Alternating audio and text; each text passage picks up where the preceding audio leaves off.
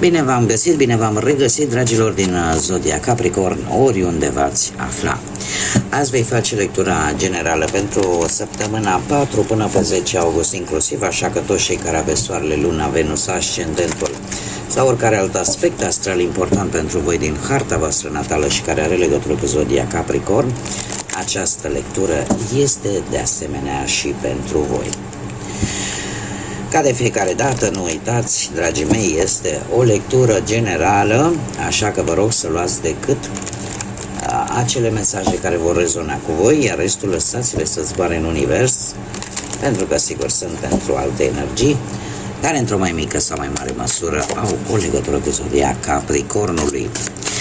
Și haideți să vedem, dragilor din Capricorn sau cu legături importante cu această zodie, cu ce energie începeți această nouă săptămână?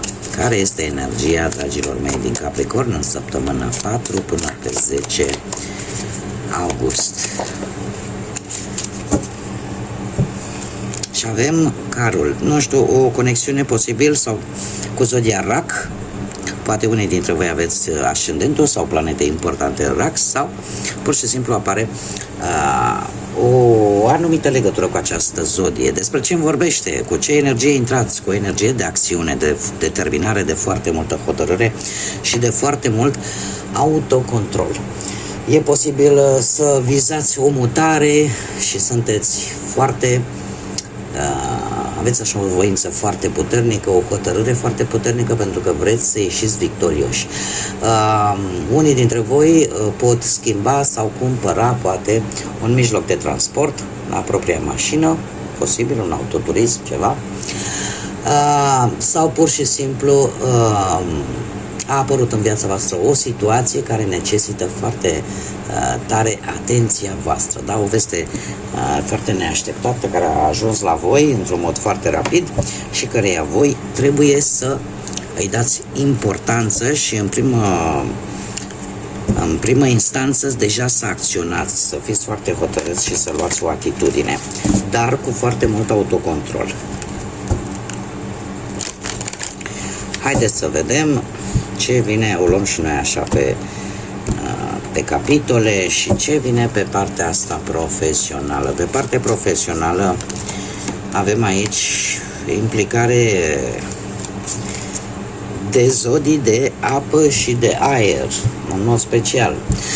Avem Gemeni, Balanță, Vărsător și, desigur, Rac, Pești sau Scorpion, după cum bine am văzut, avem deja Zodia Rac.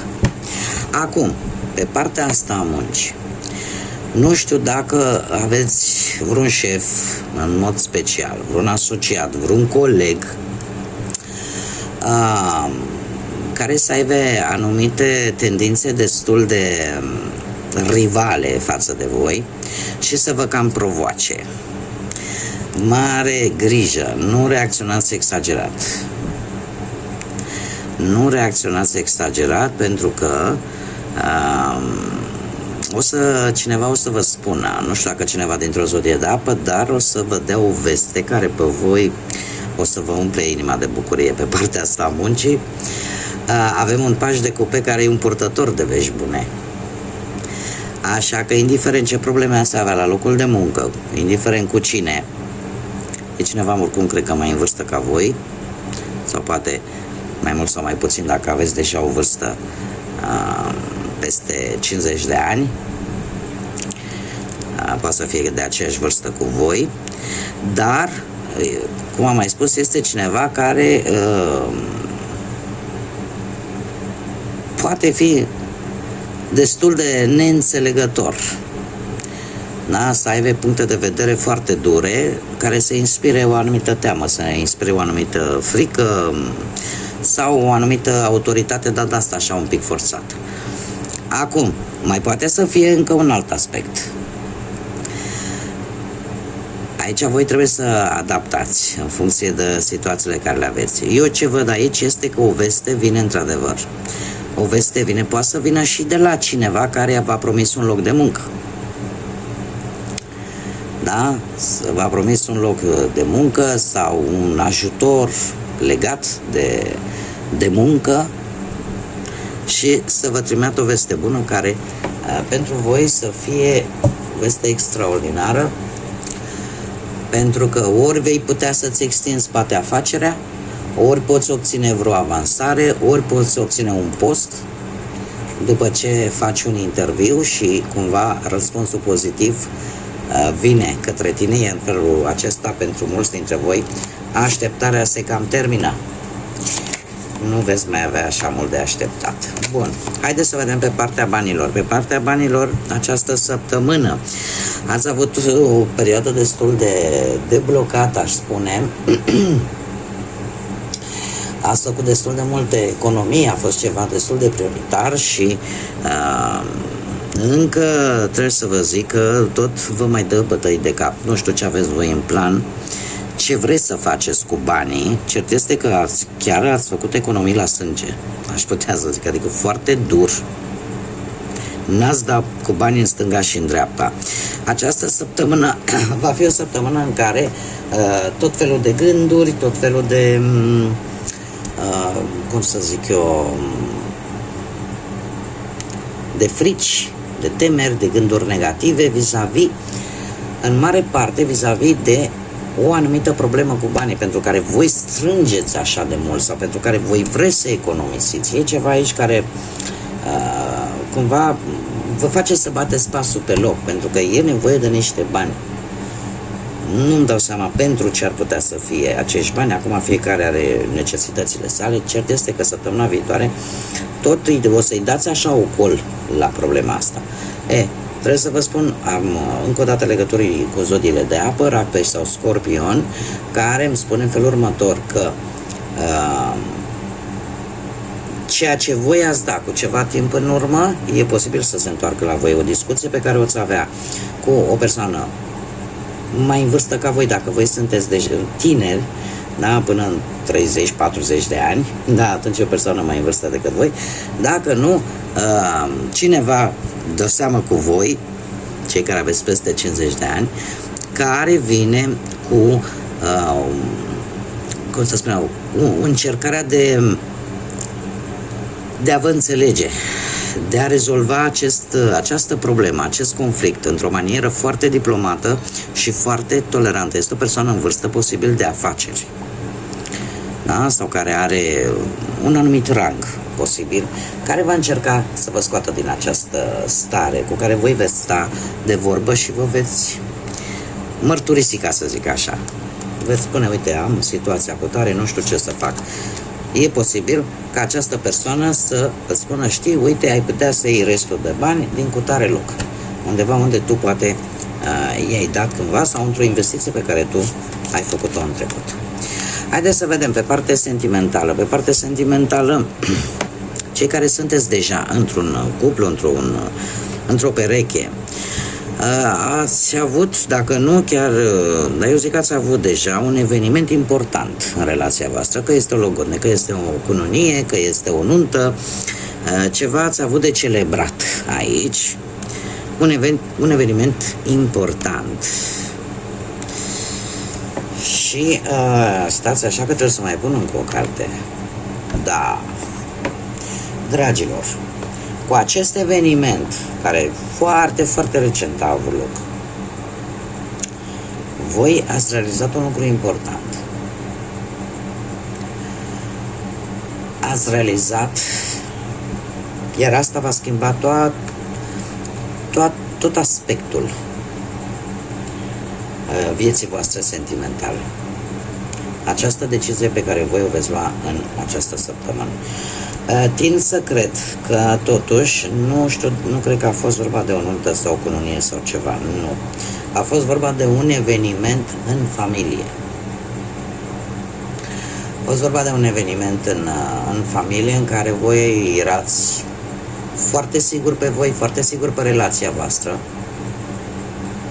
Și ceva s-a întâmplat pentru că voi în săptămâna viitoare, cei care se regăsesc cu acest mesaj, voi veți lua o decizie foarte, foarte, foarte dură, aș zice, și aceea de a lăsa în urmă relația asta. Pentru că ceva aici v-a nemulțumit, ceva aici v-a făcut, poate să vă dați seama că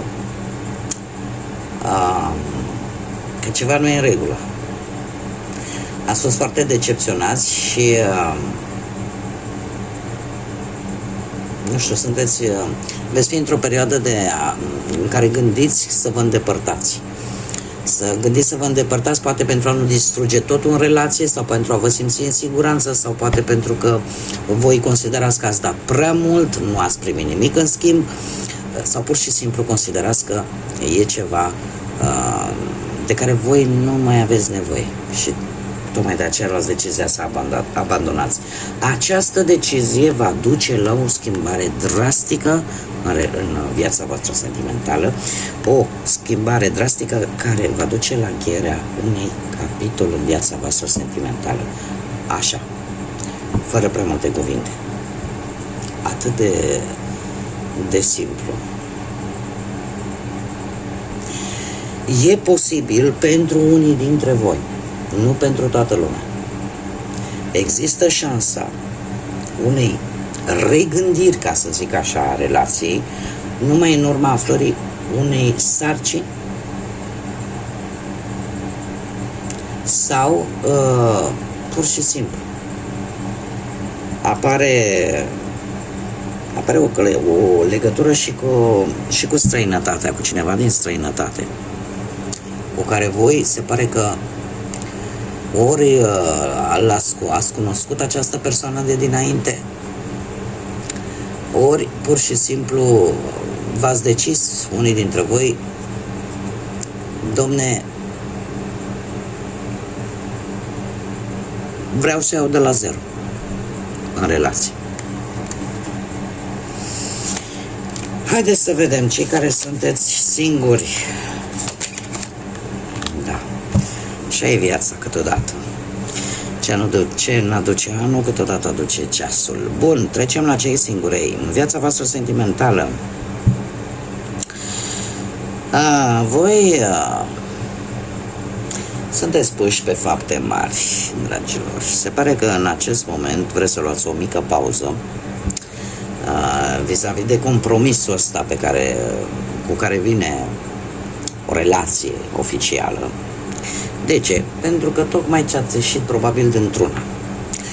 Și cu treiul ăsta de bâte e ca și cum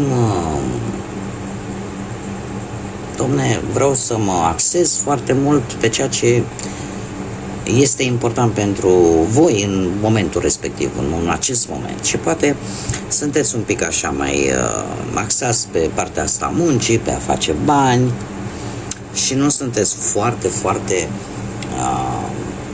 bine angrenați în a găsi pe cineva cu care să formați o relație.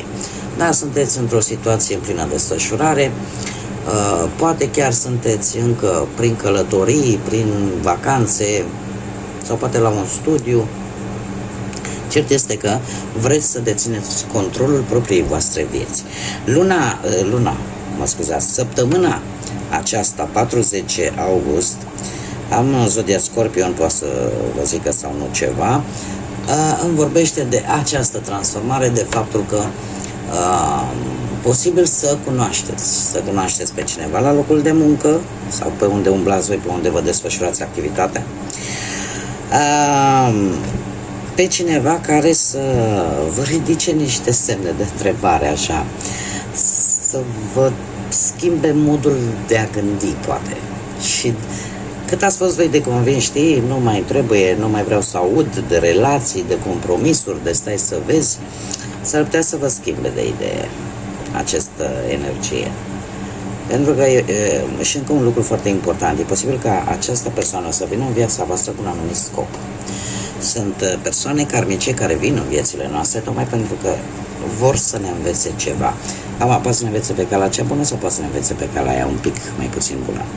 De ce spun acest lucru? Pentru că până la sfârșitul săptămânii s-ar putea să aveți o mică conexiune amoroasă, dar strict amoroasă, fără implicare foarte mare emoțională. Există o atracție foarte mare vis-a-vis de această energie și eu, din câte văd aici, cu asul ăsta de bâte, iubirea este destul de iminentă, dar există o atracție fizică foarte, foarte intensă între voi. Haideți să vedem și ce mesaj au îngerii pentru voi, dragilor, din Capricorn în perioada 4-10 august inclusiv. Și avem un sfat valabil. Un sfat valabil care ne spune așa: o idee minunată pe care tocmai ai avut-o este răspunsul la rugăciunile tale. Este o foarte bună idee și în afară de aceasta este foarte viabilă, este foarte realizabilă.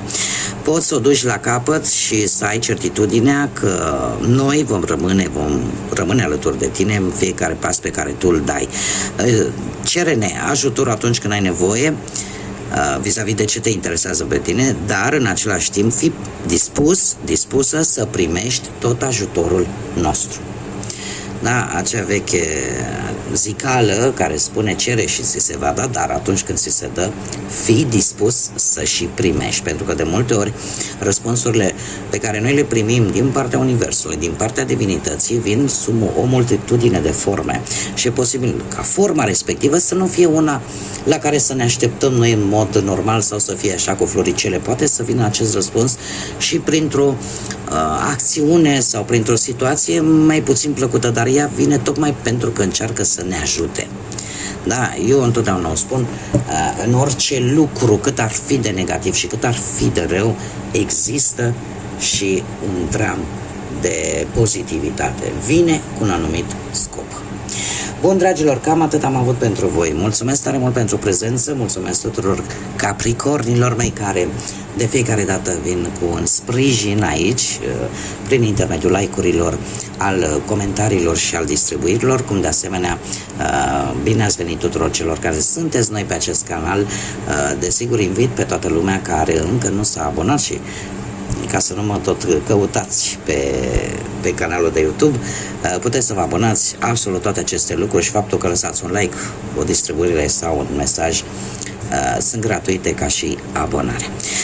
Până data viitoare, când ne vom reîntâlni la o nouă lectură, eu vă doresc tot ce e mai bun, vă doresc înțelepciune, vă doresc multă energie pozitivă și, desigur, să fiți iubiți.